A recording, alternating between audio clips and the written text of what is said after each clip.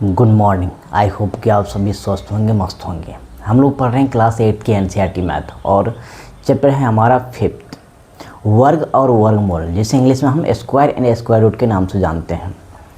इसमें बहुत सारी चीज़ों को हमने डिस्कस कर लिया है और इस चैप्टर के अंतर्गत हम लोग पढ़ रहे हैं प्रश्नावली 5.3, जिसमें हमने 1 से लेकर 5 तक क्वेश्चन डिस्कस कर लिया है। और आज के लेक्चर में हम इसी प्रश्नावली के आगे के जो क्वेश्चन शेष रह गए हैं उन्हीं क्वेश्चन को डिस्कस करते हैं। तो आइए क्लास की शुरुआत करते हैं। तो सबसे पहले हम लोग जान लेते हैं कि हम लोग पढ़ते हैं एनसीईआरटी मैथ। एनसीईआरटी मैथ्स और क्लास है हमारा 8। चैप्टर हम लोग पढ़ रहे हैं चैप्टर 5th। चैप्टर का नाम है वर्ग और वर्गमूल।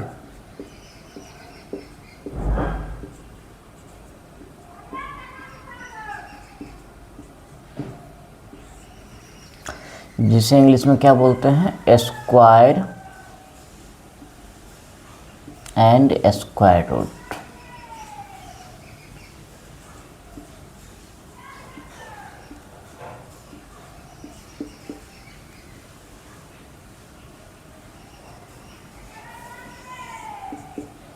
और इस चैप्टर के अंतर्गत हम लोग पढ़ रहे हैं प्रश्नावली 5.3 और इसके अंतर्गत जो है 1 से लेकर 5 तक जो है क्वेश्चन हम डिस्कस कर चुके हैं। तो आज के लेक्चर में हम क्वेश्चन नंबर 6 से शुरुआत करते हैं और क्वेश्चन नंबर 6 आज का हमारा इस प्रश्नावली का पहला प्रश्न रहेगा, क्योंकि हमने 1 से लेकर 5 तक क्वेश्चन पिछले लेक्चर में डिस्कस कर चुके हैं। तो आप सभी क्लास 8 की अपनी अपनी एनसीईआरटी मैथ की बुक निकाल लीजिए और अपने अपने बुक में जो है प्रश्नावली 5.3 निकालिए और उसमें जो क्वेश्चन नंबर 6 दिया हुआ है उसको एक बार पढ़िए तो आप लोग, और पढ़कर समझने की कोशिश कीजिए कि क्वेश्चन नंबर 6 क्या कहता है।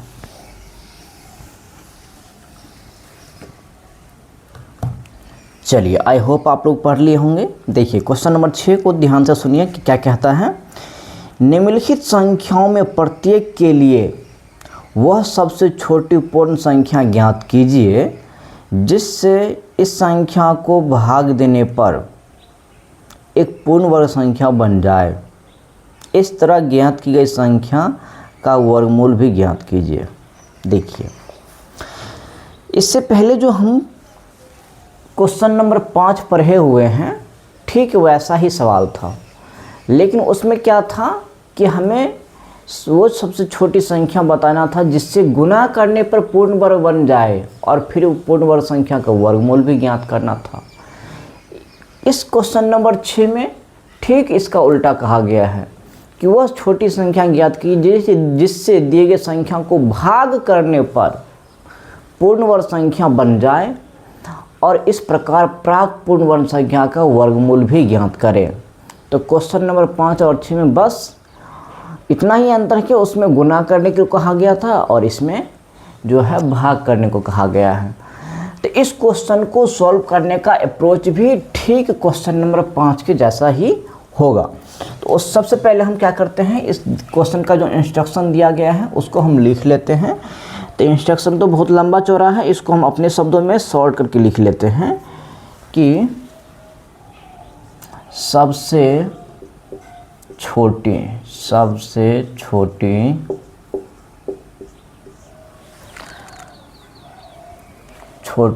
पूर्ण वर्ग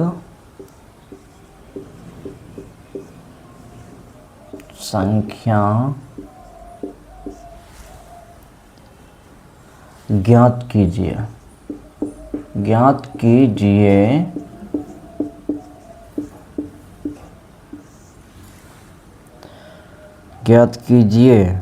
जिससे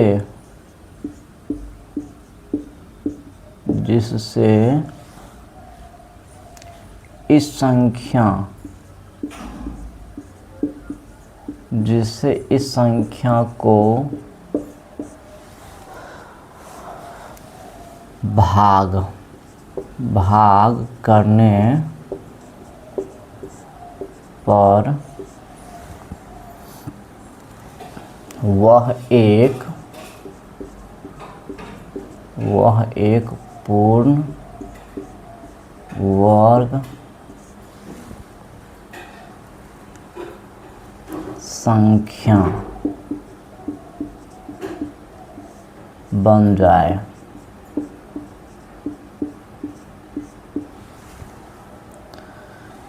इस तरह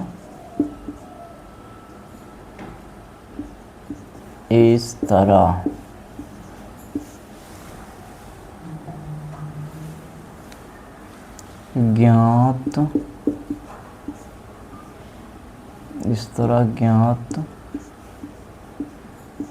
की गई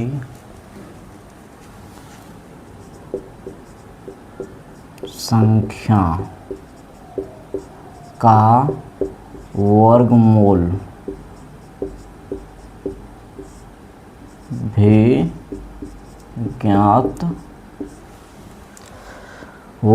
भी ज्ञात कीजिए।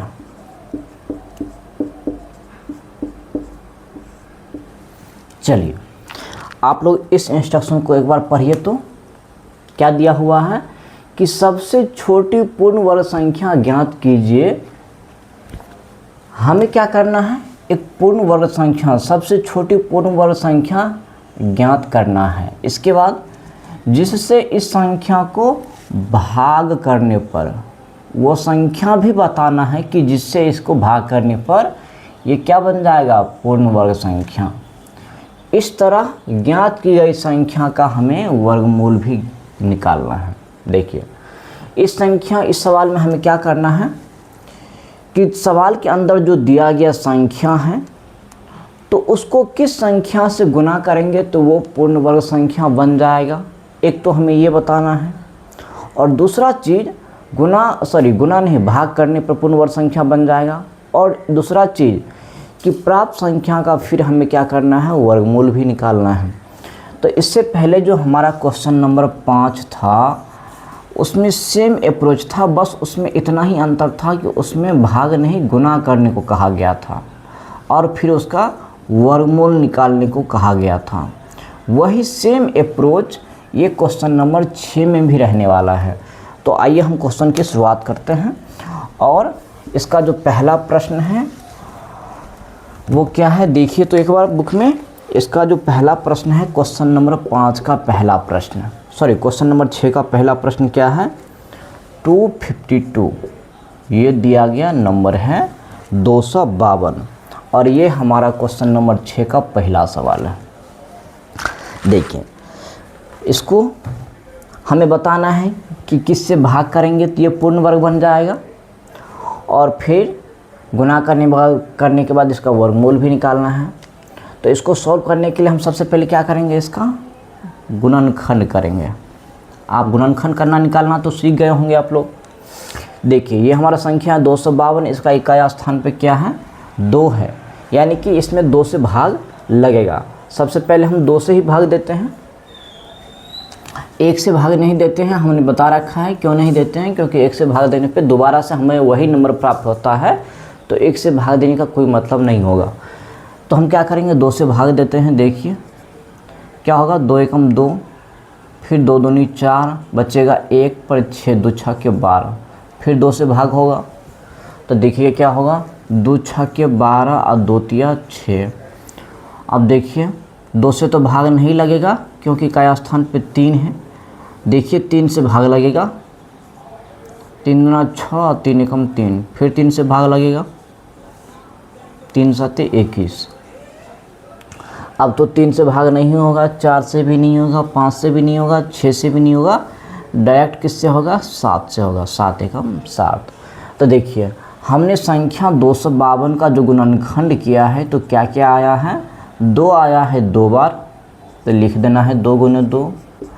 3 आया है 2 बार, तो इसको भी लिख देना है 3 गुने 3। और 7 आया है कितना बार, 1 बार आया है। इसके बाद हम फिर क्या करेंगे, गुणनखंड में आए हुए संख्या का 2 का जोड़ा लगाएंगे। तो देखिए जोड़ा लगाते हैं तो सेम नंबर का, तो 2 का 2 के साथ जोड़ा लगेगा, 3 का 3 के साथ जोड़ा लगेगा। अब देखिए ये जो है बच गया 7, ये जो 7 बच गया है, ये 7 का जोड़ा नहीं लगा। क्यों नहीं लगा? क्योंकि 7 जो है अकेले है, सिंगल है। यहाँ हमारा 2 बार था इसलिए इसका जोड़ा लग गया, 3 भी यहाँ 2 बार था इसलिए 3 का भी जोड़ा लग गया, और इस 7 का जोड़ा नहीं लगा। क्यों नहीं लगा? क्योंकि 7 एक ही है।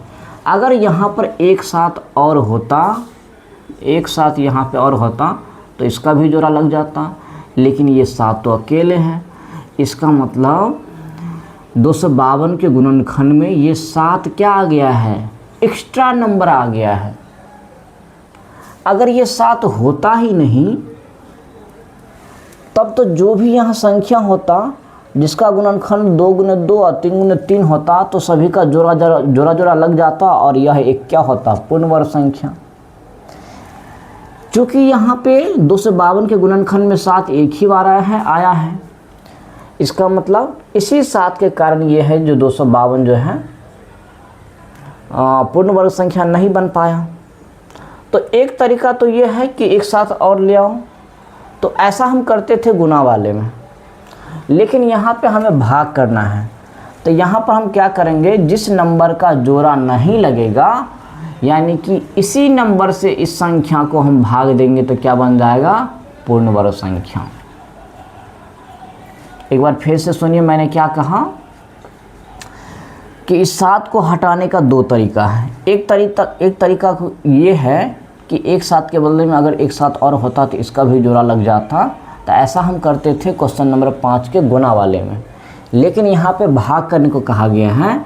तो यहाँ पर हम क्या करेंगे, जिस नंबर का जोड़ा नहीं लगेगा वही हमारा क्या होगा, आंसर होगा। क्योंकि ये इसी 7 के कारण ये क्या होगा, एक संख्या जो है पूर्ण वर्ग संख्या नहीं बन पाया। अगर इस 7 से हम इसको भाग देंगे तो जो भी संख्या प्राप्त होगा वो क्या बन जाएगा, पूर्ण वर्ग संख्या। तो हम क्या लिखेंगे, चूँकि संख्या 252 के गुणनखंड में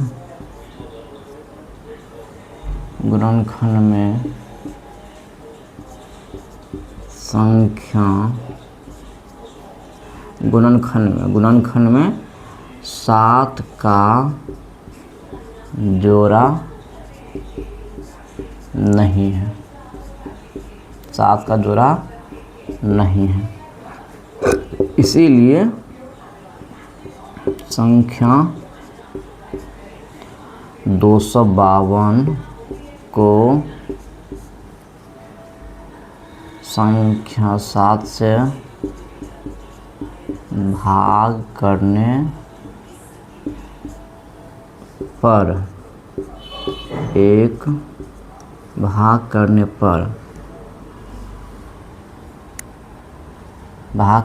पर 252 भागा 7 भाग देंगे कितना होगा बताइए। तो 252 में 7 से भाग देंगे तो क्या होगा, 7 या 21 बचेगा 4, 4 पर 2, 4 पर 2 कितना होगा 42, 7 छके 42, कितना आया 36। 1 भाग करने पर प्राप्त, भाग करने पर प्राप्त संख्या इतना एक पूर्ण वर्ग संख्या होगा। अतः अभीष्ट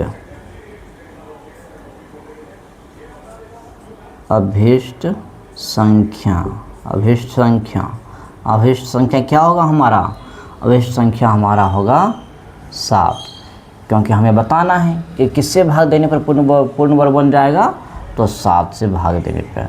और यही हमारा क्या हो गया, एक आंसर। हमने क्या लिखा है, चूँकि संख्या 252 के गुणनखंड में ये जो 7 है, 7 का जोड़ा नहीं है, इसीलिए संख्या 252 को 7 से भाग करने पर प्राप्त संख्या, तो 252 को 7 से भाग देने पर प्राप्त संख्या क्या आया है, 36। एक पूर्ण वर्ग संख्या होगा, या फिर पूर्ण वर्ग संख्या है भी लिख सकते हैं, पूर्ण वर्ग संख्या है। अतः अभिष्ट संख्या के बदले में हम अभिष्ट उत्तर भी लिख सकते हैं। अभिष्ट उत्तर क्या होगा, 7, क्योंकि हम 7 से भाग दिए हैं। इसके बाद क्या करना है, ये जो गुणा का भाग देने पे जो संख्या प्राप्त हुआ है, इसका वर्गमूल भी ज्ञात करना है, वर्गमूल ज्ञात करना है। तो देखिए हम क्या लिखेंगे, हम यहाँ लिखेंगे कि प्राप्त पूर्ण वर्ग संख्या, प्राप्त पूर्ण वर्ग संख्या का वर्गमूल बराबर प्राप्त संख्या क्या है, भाग करने पर हमारा 36। तो 36 का क्या करना है, वर्गमूल निकालना है। तो देखिए वर्गमूल करेंगे, तो देखिए इसका भी हमें क्या करना है, गुणनखंड करना है। तो देखिए एक चीज़, ये 36 हमको कैसे प्राप्त हुआ है, जब हम दिए गए संख्या में 7 से क्या किए, हम भाग कर दिए हैं। इसका मतलब जो संख्या प्राप्त हुआ है, अब इसका जो गुणनखंड होगा उसमें ये 7 नहीं होगा, बाकी ये 2 बार और 3 2 बार, ये दोनों रहेगा, केवल 7 नहीं रहेगा। तो हमको 36 को दोबारा से गुणन करने की ज़रूरत नहीं है। हम यही वैल्यू यहाँ पर पुट कर देना है, बस जिस संख्या से हम भाग दिए हैं उसको हमें नहीं लिखना है। तो हम क्या लिखेंगे, 36 के गुणनखंड में 36 का जब गुणनखंड करेंगे तो क्या होगा, 2 गुने 3 गुने 3, और हमें ये 7 नहीं लिखना है। 7 नहीं लिखना है, क्यों नहीं लिखना है, क्योंकि 7 से भाग देने पर हमको ये 36 प्राप्त हुआ है। इसका मतलब 36 के गुणनखंड में ये 7 नहीं होगा। अब हम क्या करेंगे, 2 का जोड़ा बना लेंगे। तो 2 गुने 2 को हम क्या लिखेंगे, 2 स्क्वायर, और 3 गुने 3 को लिखेंगे हम 3 स्क्वायर। और उसके बाद क्या करते हैं, स्क्वायर में से एक हम बाहर कर लेते हैं। तो 2 स्क्वायर में से एक बाहर होगा तो 2, और 3 स्क्वायर में से एक 3 होगा बाहर तो 3। इसके बाद स्क्वायर वर्गमूल के चिन्ह को हटा देते हैं, तो हम गुना कर लेंगे तो 2 तिया 6। तो एक हमारा दूसरा आंसर क्या आएगा, 6। तो यहाँ पे लिख देना है कि 36 का वर्गमूल कितना होगा, 6 होगा। अब जिनको ये चीज़ समझ में नहीं आया है कि हमने ये वैल्यू पुट कर दिया है, तो वो अपना क्या करेंगे, 36 का अलग से दोबारा से क्या करेंगे, गुणनखंड निकाल लेंगे। तो क्या होगा, 18, फिर 2 से गुणनखंड करेंगे तो 9, फिर 3 से लगेगा तो 3, और 3 एकम 3। देखिए आ रहा है वही गुणनखंड। तो ये था हमारा क्वेश्चन नंबर 6 का पहला सवाल ना, ये हम दूसरा लिख दिए, ये क्या था, पहला सवाल। चलिए इसको जल्दी जल्दी से नोट कर लीजिए। तो आई होप आप लोगों को ये सवाल समझ में आ गया होगा। ये था हमारा क्वेश्चन नंबर 6 का पहला सवाल। वीडियो को पॉज करके आप लोग इसका स्क्रीनशॉट ले लीजिए और हम चलते हैं क्वेश्चन नंबर 2 की तरफ। चलिए आई होप नोट कर लिए होंगे आप लोग।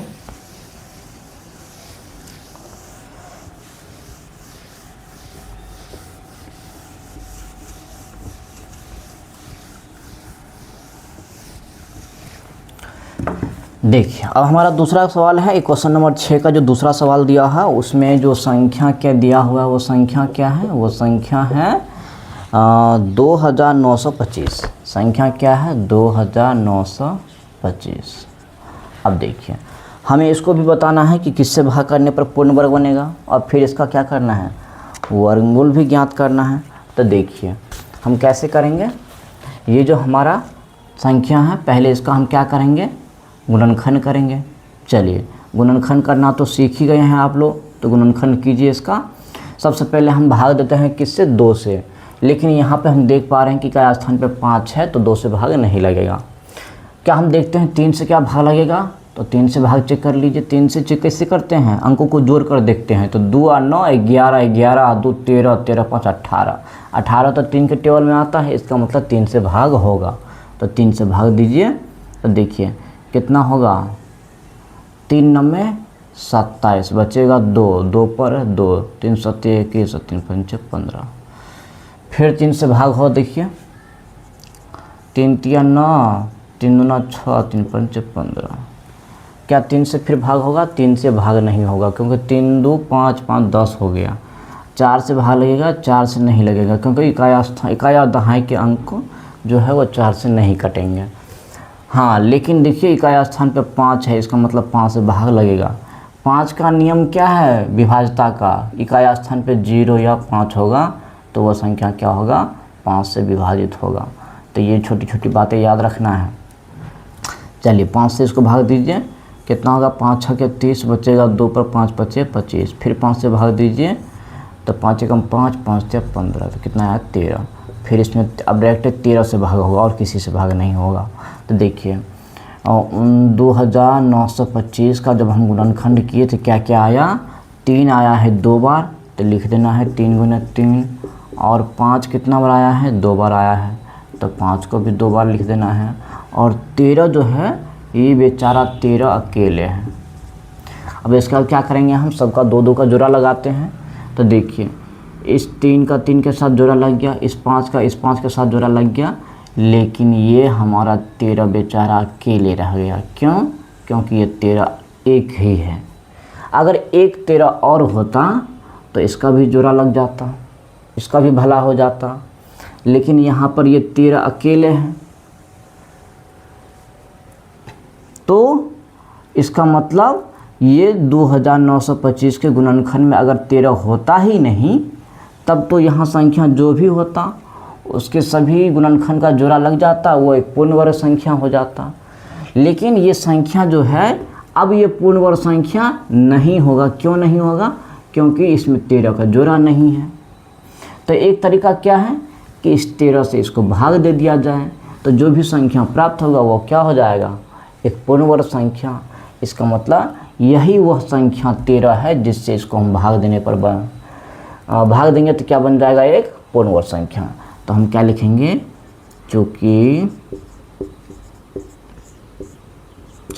संख्या 2925 के गुणनखंड में 13 का जोड़ा नहीं है, इसीलिए संख्या 2925 को किससे भाग देना पड़ेगा, 13 से भाग करने पर प्राप्त संख्या क्या होगा, भाग दीजिए 2925 में जब हम 13 से भाग दे देंगे, बताइए क्या होगा, 13 दूना 26 और बचेगा 3 पर 2, तो 13 दूना 26, बचेगा कितना 6, 6 पर 5 13 बचे 65, तो कितना आ गया 225। प्राप्त संख्या 225 एक क्या है, एक पूर्ण वर्ग संख्या है। अतः अभीष्ट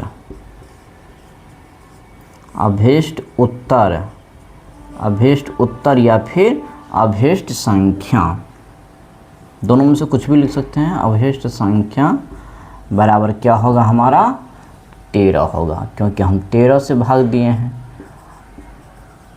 तो देखिए एक आंसर हमारा आ गया 13। हमने क्या लिखा है, क्योंकि संख्या 2925 के गुणनखंड में ये जो 13 है 13 का जोड़ा नहीं है, इसीलिए संख्या 2925 को 13 से भाग करने पर प्राप्त संख्या कितना आया है, 225 एक पूर्ण वर्ग संख्या है। अतः अभीष्ट संख्या अर्थात अभीष्ट उत्तर हमारा क्या होगा, 13। इसके बाद फिर क्या करना है, जो संख्या भाग करने पर हमें प्राप्त हुआ है इसका फिर वर्गमूल भी निकालना है। तो यहाँ हम लिखेंगे, क्या लिखेंगे, प्राप्त पूर्ण वर्ग संख्या, प्राप्त पूर्ण वर्ग संख्या का वर्गमूल। प्राप्त संख्या क्या है हमारा, 225। इसका क्या करना है, इसका वर्गमूल करना है। तो वर्गमूल का साइन लगा देना है। आप देखिए इसका वर्गमूल करना है तो 225 का हमें क्या करना होगा, गुणनखंड। लेकिन यहाँ पे हम टाइम सेविंग कर सकते हैं, हमको इसको अलग से गुणनखंड करने की ज़रूरत नहीं है। ये 225 हमको कैसे प्राप्त हुआ है, जब इस संख्या को हम 13 से भाग किए हैं। जब इस संख्या को 13 से भाग किए हैं तो 225 प्राप्त हुआ है। इसका मतलब इस 225 के गुणनखंड में ये सारे होंगे, केवल ये क्या नहीं होंगे, केवल 13 नहीं होंगे। तो हमको दोबारा से गुणनखंड करने की जरूरत नहीं है, इसी गुणनखंड को यहाँ लिख देना है, केवल 13 को छोड़ देना है। तो क्या लिखेंगे हम, चलिए मार्कर चेंज कर लेते हैं।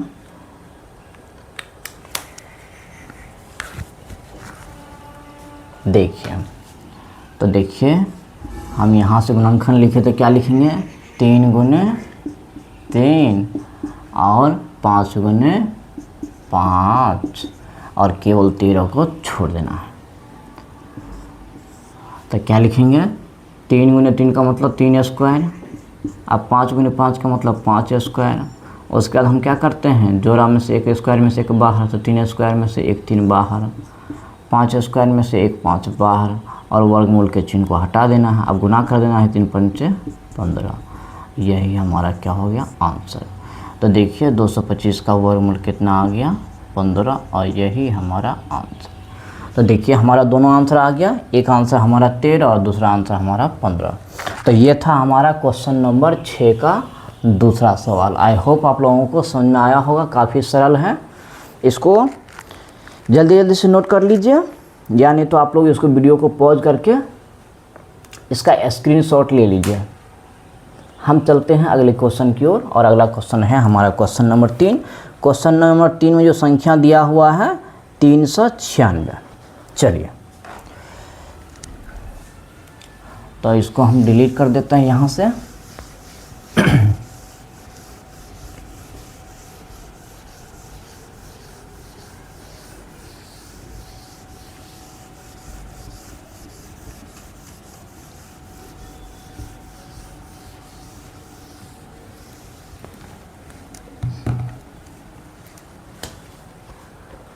देखिए क्वेश्चन नंबर 3 में जो दिया गया संख्या है क्या, 396।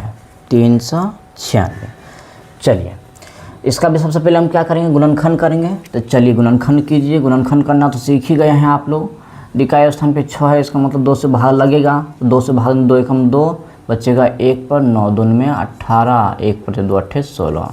अब फिर 2 से भाग लगेगा, 2 अट्ठे 16, 1 पर 2 अट्ठे दून में 18, दून में 18। सही किए हैं कि नहीं, चेक कर लीजिए एक बार।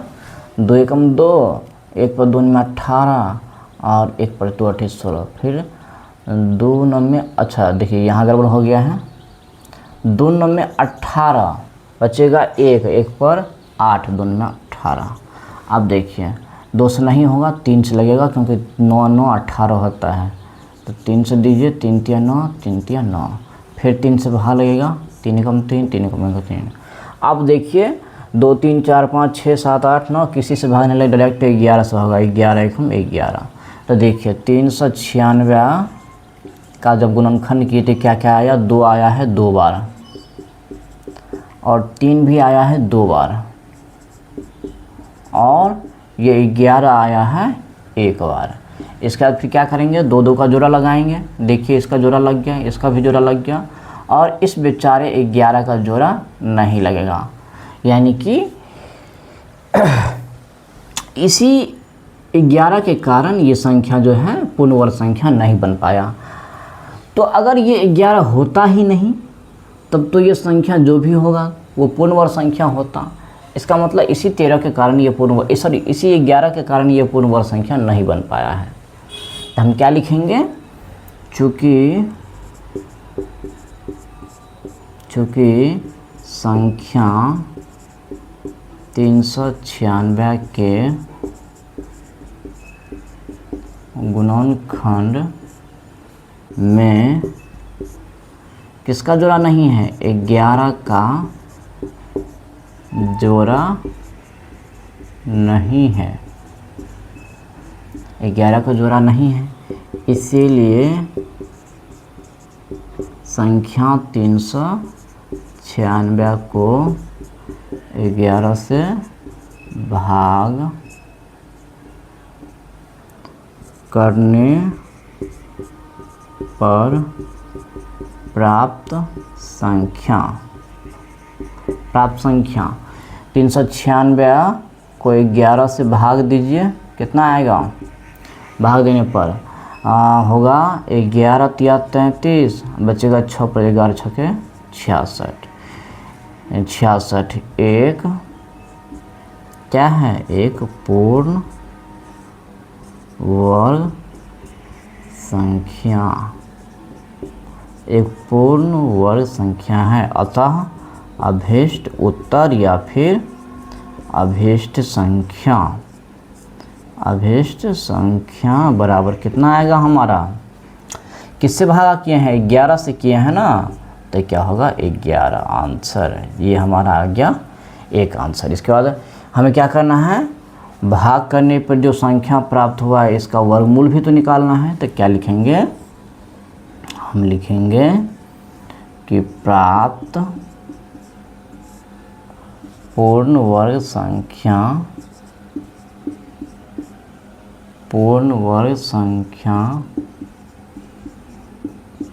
का वर्गमूल,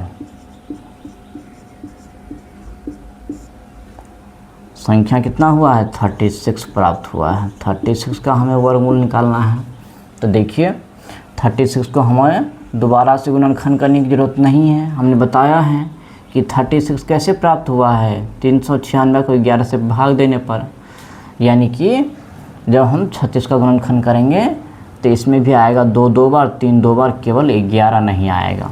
तो हम यहीं से इसके गुणनखंड को लिख देते हैं, केवल 11 को छोड़ देना है। तो क्या लिखेंगे, 2 गुने 2 और 3 गुने 3, उसके बाद 2 2 का जोड़ा बना लेंगे। तो क्या होगा, 2 गुने 2 का मतलब 2 स्क्वायर, और 3 गुने 3 का मतलब 3 स्क्वायर। 2 में से 1 बाहर, 2 स्क्वायर में से 1 2 बाहर, 3 स्क्वायर में से 1 2 1 3 बाहर। अब गुना कर लेंगे, 2 3 6 आंसर। तो ये था हमारा क्वेश्चन नंबर 6 का तीसरा सवाल। आई होप आप लोगों को समझ में आया होगा। बहुत ही सरल है, थोड़ा सा ध्यान देने की ज़रूरत है। चलिए इसको जल्दी जल्दी से नोट कर लीजिए, वीडियो को पॉज करके आप लोग स्क्रीनशॉट ले लीजिए। हम चलते हैं क्वेश्चन नंबर 6 की तरफ, और क्वेश्चन नंबर 4 की तरफ। क्वेश्चन नंबर 4 जो है इसमें क्या नंबर दिया हुआ है, 2645। चलिए आप लोग नोट कर लिए होंगे, इसको हम यहाँ से डिलीट कर देते हैं।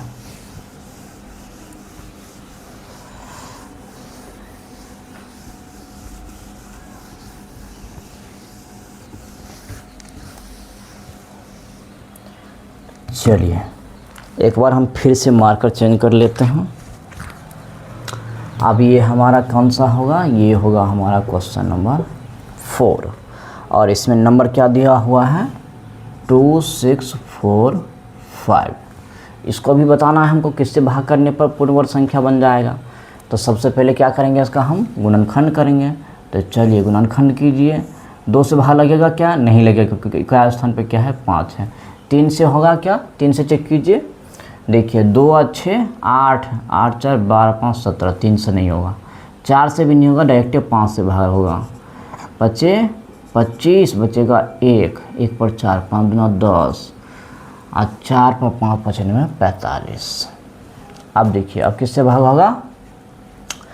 एक चीज़ बताइए, ये 529 जो है किसका वर्ग, किसका स्क्वायर है, तो आप लोग कहेंगे कि ये 529 जो है 23 का स्क्वायर है, 23 का स्क्वायर, यानी कि 529 में और किसी से भाग नहीं लगेगा, डायरेक्ट 23 से भाग लगेगा। 23 फिर 23 से भाग होगा तो क्या होगा 1। तो देखिए 2645 का जब गुणनखंड के क्या क्या आया है, 5 आया है एक बार और 23 आया है 2 बार। अब हम क्या करेंगे, जोड़ा लगाएंगे। तो देखिए इस 23 का तो जोड़ा लग गया, लेकिन इस 5 का जोड़ा नहीं लगा,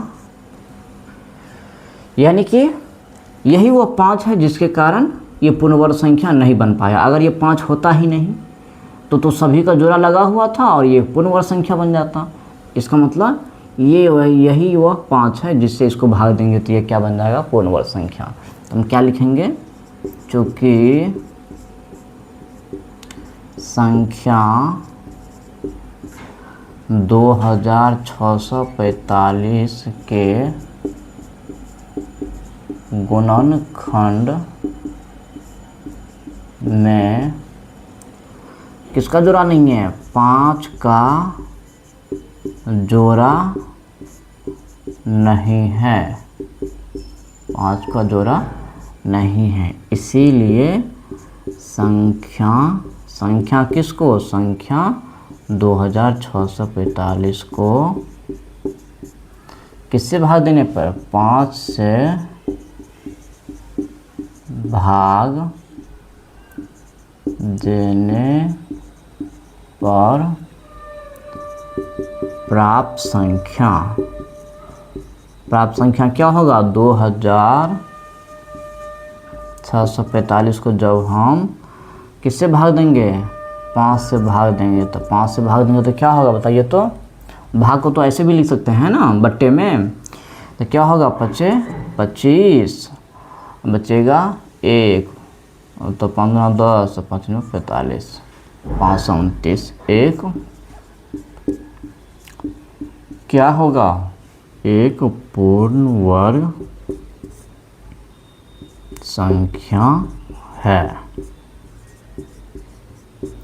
अतः अभीष्ट उत्तर या फिर अभीष्ट संख्या क्या होगा, हमारा 5 होगा, क्योंकि 5 से भाग दिए हैं तो क्या होगा 5, एक आंसर।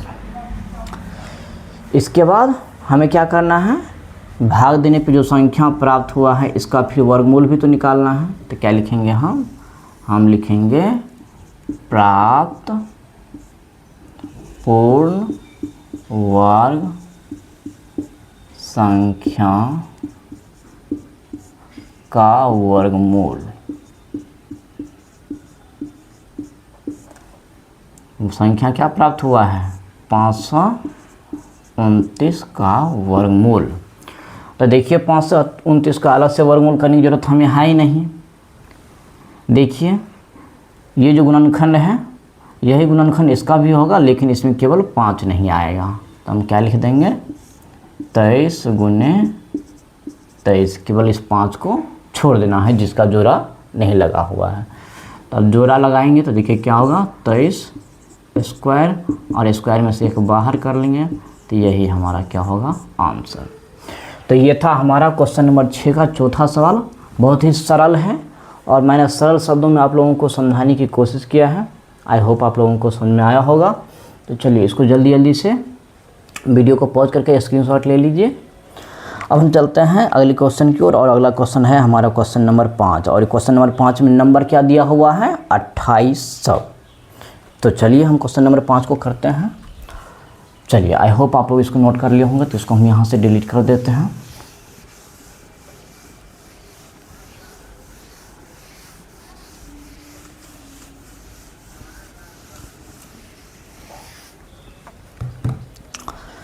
देखिए क्वेश्चन नंबर 5 में क्या दिया हुआ है, संख्या क्या दिया हुआ है, 2800। चलिए, तो इसका भी सबसे पहले क्या करेंगे हम लोग, गुणनखंड निकालेंगे। गुणनखंड निकालिए, सबसे पहले 2 से भाग देंगे, तो 2 से भाग देंगे, 2 एकम 2, 2 चौके 8, डबल 0, फिर 2 से भाग देंगे, 2 सत्ते 14, डबल 0, फिर 2 से भाग देंगे, 2 तिया 6, 1 पर 5, 2 पंचे 10 और 0, फिर 2 से भाग होगा, 2 एकम 2, बचेगा 1 पर 2 सत्ते 14, 2 पंचे 10। अब देखिए 3 से भाग होगा क्या, 1 7 8 5 13, 3 से नहीं होगा, 4 से भी नहीं होगा, 5 से होगा। देखिए 5 से भाग दीजिए, 5 तिया 15, बचेगा 2 बचे 25, फिर 5 से भाग दीजिए, 5 7 35। अब 7 से भाग दीजिए, 7 एकम 7, यानी कि 2800 का जब हम गुणनखंड निकाले हैं तो क्या क्या आया है, 2 आया है 4 बार, तो लिख देंगे 2 को 4 बार। 5 आया है 2 बार, तो 5 को भी 2 बार लिख देना है। और ये 7 आया है 1 बार। इसके बाद क्या करना है, 2 2 का जोड़ा लगाइए, तो देखिए सबका जोड़ा लग गया, केवल इस 7 का जोड़ा नहीं लगा, ये बेचारा 7। अगर एक 7 और होता तो इसका भी भला हो जाता, लेकिन ये 7 तो है अकेले, इसका मतलब यही वह 7 है, जिसके कारण ये संख्या पूर्ण वर्ग संख्या नहीं बना। अगर ये होता ही नहीं तब तो ये पूर्ण वर्ग संख्या हो जाता। इसका मतलब 7 से भाग देने पर ये क्या बन जाएगा, पूर्ण वर्ग संख्या। तो हम क्या लिखेंगे, चूँकि संख्या 2800 के गुणनखंड में 7 का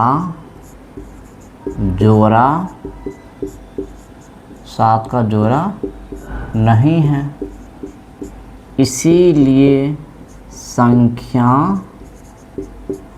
2800 को किससे भाग देना होगा, 7 से भाग करने पर प्राप्त संख्या क्या होगा। तो 2800 को जब हम किससे भाग देंगे, 7 से, तो 7 से भाग देंगे तो क्या होगा, 7 चौका 28 यानी 400। ये 4 से जो प्राप्त हुआ है यह क्या होगा, एक पूर्ण वर्ग संख्या है। अतः अभीष्ट संख्या या फिर अभीष्ट उत्तर हमारा क्या होगा, 7, क्योंकि 7 से ही हम भाग दिए हैं। इसके बाद भाग देने पे जो संख्या हमें प्राप्त हुआ है ये 400, इसका फिर वर्गमूल भी निकालना है। तो क्या लिखेंगे, प्राप्त पूर्ण वर्ग संख्या का वर्गमूल बराबर संख्या क्या है, हमारा संख्या जो प्राप्त हुआ है कितना हुआ है, 400। क्या हमें 400 का वर्गमूल गुणनखंड करने की ज़रूरत है क्या, नहीं है। ये जो गुणनखंड आया हुआ है यही गुणनखंड इसका भी होगा, केवल इसमें क्या करना है, 7 को छोड़ देना है, क्योंकि ये 400 हमें इसी संख्या में 7 से भाग देने पर प्राप्त हुआ है। तो इसका मतलब इसके गुणनखंड में यही 2 बार 2 बार 5 बार और केवल 7 नहीं आएगा। तो हम लिख देंगे 2 को 2 बार, इस 2 को 2 बार और फिर 5 बार 2 बार लिख देना है और केवल ये 7 को छोड़ देना है। फिर 2 का जोड़ा कर लेना है। तो देखिए जोड़ा करेंगे तो क्या होगा, 2 गुने 2 का मतलब 2 स्क्वायर है, 2 गुने 2 2 स्क्वायर और 5 गुने 5 5 स्क्वायर। स्क्वायर में से एक बाहर कर लेंगे, 2 स्क्वायर में से 1 2 बाहर, 2 स्क्वायर में से 1 2 बाहर और 5 स्क्वायर में से 1 5 बाहर। अब गुना कर लिए, 2 9 4 4 5 20, यानी कि 400 का जब वर्गमूल करेंगे तो क्या आएगा, 20। तो यहाँ पर हमने आंसर भी आ गया। तो देखिए ये था हमारा क्वेश्चन नंबर 6 का 5वां सवाल। काफ़ी सरल था आई होप आप लोगों को समझ में आया होगा। यहाँ जो हम लिखे हैं, क्या लिखे हैं देखिए, क्योंकि संख्या 2800 के गुणनखंड में किसका जोड़ा नहीं है, हम देख पा रहे हैं कि 7 का जोड़ा नहीं है, इसलिए संख्या 2800 को 7 से भाग करने पर ये जो संख्या प्राप्त हुआ है 4 से, एक क्या होगा, एक पूर्ण वर्ग संख्या, और हमारा अभीष्ट उत्तर क्या होगा 7, क्योंकि 7 से भाग दिए हैं। और इसके बाद प्राप्त संख्या का हमने वर्गमूल निकाल लिया, कितना आया 20।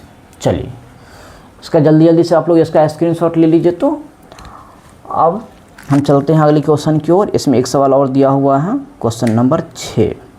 चलिए तो इसको हम यहाँ से डिलीट कर देते हैं। आई होप आप लोग नोट कर लिए होंगे। आई होप आप लोग क्लास को एंजॉय कर रहे होंगे, मज़ा आ रहा होगा, बहुत कुछ सीखने को मिल रहा होगा।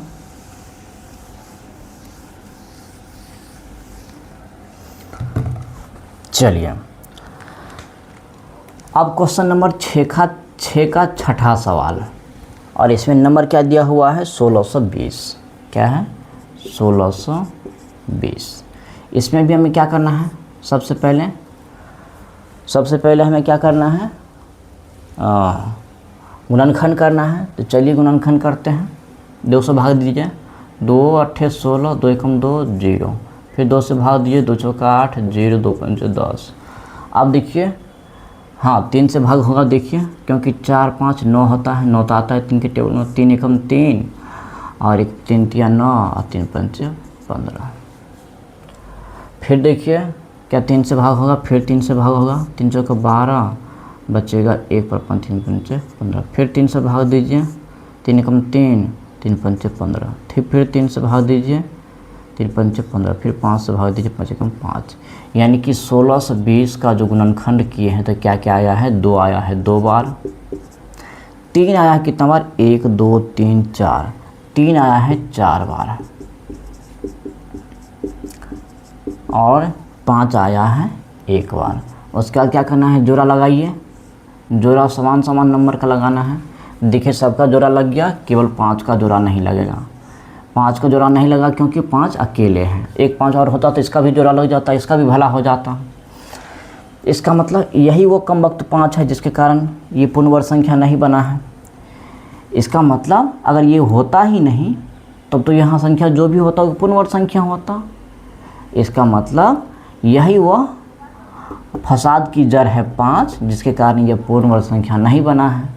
यानी कि इसी 5 से जब अगर हम इसको भाग देंगे तो जो संख्या प्राप्त होगा वो क्या होगा, पूर्ण वर्ग संख्या। इसी बात को समझा के लिख लेना है।